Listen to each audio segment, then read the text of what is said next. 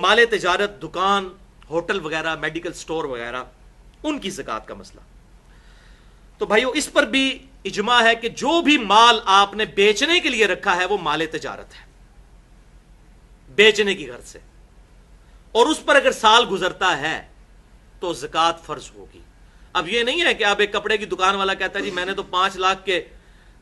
جو ہے وہ کپڑا ڈلوایا تھا لیکن سال پورا ہونے سے پہلے بک گیا، تو بھائی جو بکا تو پھر 5 لاکھ کا اور بھی تو آپ نے ڈالا نا. تو یہ نہیں ہے کہ وہی سوٹ پڑا رہے، نہیں، جتنا کاروبار میں مال لگایا ہوا ہے،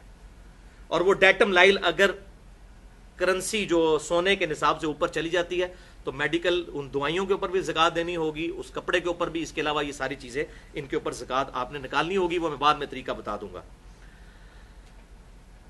البتہ اس بات پر اجماع ہے کہ جو انفراسٹرکچر ہے یا مشینری ہے اس کے اوپر زکوٰۃ نہیں ہوگی دکان کے اعتبار سے.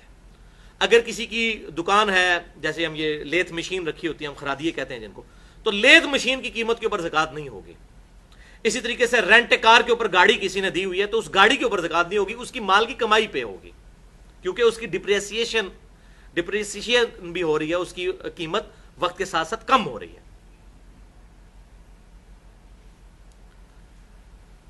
البتہ